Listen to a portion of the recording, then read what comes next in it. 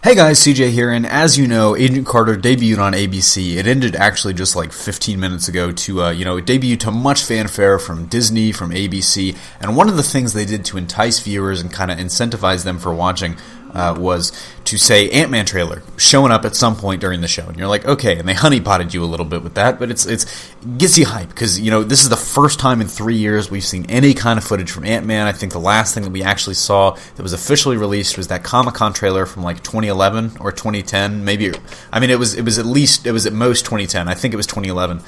I just remember it being a long time ago because when you think about it, Ant-Man it's been in production since 2006, since before Iron Man was really in production.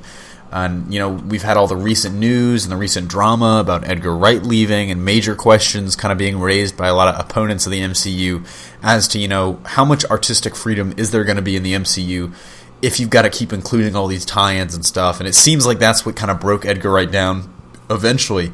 But, so I just, want to get my thoughts out there about this trailer, seeing as it's, the first thing we've seen in forever. And, worth noting, there will be a breakdown from me and Josh. There wasn't a whole lot, kind of like teaser-wise, but we're going to do a breakdown because there was a lot, worth talking about. Well, essentially, the trailer opens up, lots of slow-mo walking. There's a crazy, like, Hank Pym dialogue in the background going on. Just talking about, what the role of a hero is, more or less. It's like you're not necessarily even saving the world, you're saving the people. And this is kind of intercuts with shots of, Hope Van Dyne, Michael Pena's character, Corey Stoll's character. But I think most importantly, it's intercut with shots of his daughter, Cassie Lang. And, it seems like, the way he's kind of interacting with her, like I'm totally reading into this, and it may be reading way too much into this. It totally seems like she might actually have that heart condition that drives him to crime. In the first place, we see Scott Lang being released from jail. We see Hank Pym talking to him in a holding cell.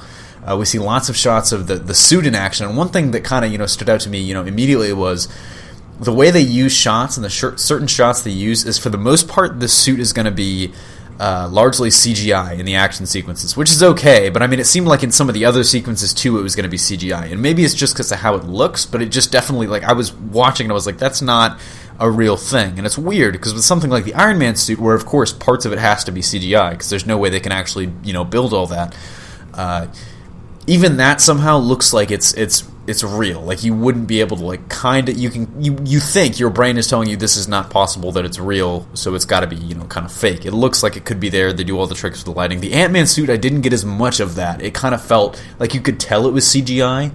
And I'll be honest, it took me out of the trailer a little bit. I mean, there are scenes where he's sitting there in the suit. There are scenes where he's got the mask on, giving the thumbs up.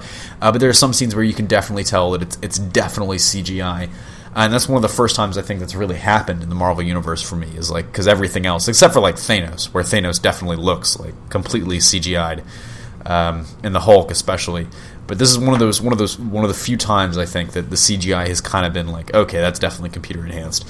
That's really the only gripe I have. I think the other thing that really stood out to me for the trailer was Paul Rudd's reaction to the Scott Lang dialogue, or the Hank Pym dialogue, excuse me, when Hank Pym kind of is like, he ends the thing, he's like, I need you to become the Ant-Man.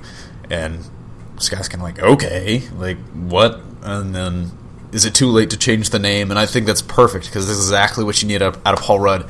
And it's an interesting take, on the character.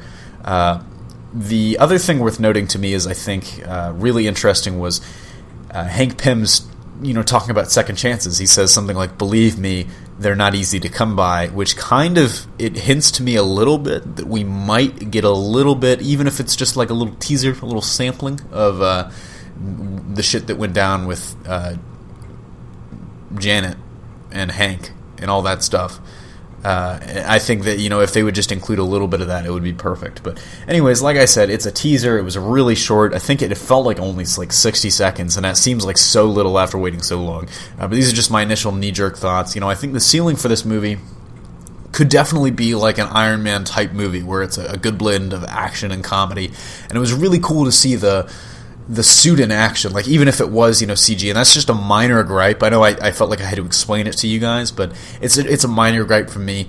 But it was just really cool to see how that translates to the MCU, because it's sort of like something we've never really seen before. Like in the MCU, something that does that, like shrinks and grows and stuff like that. It's really cool to me, and it's great to see something after all these years. And it's coming a lot sooner. It kind of hit me in the face. I was like, that movie is only 6 months away, so start getting hype. This trailer did a lot for me. I mean, it wasn't the best trailer in the world. Like, it wasn't the best of the best, but it did enough to build a little hype for me. So, I mean, if I'm giving it a score, I might give it like a 7.5 out of 10. Like, it wasn't quite like the Age of Ultron trailer where it's like blowing my fucking mind. 10 out of 10, but it was good. It was enough to kind of pique my interest, as so many things do. Anyways, that about wraps it up here from me. So signing off. This is CJ, and I'll see you next time.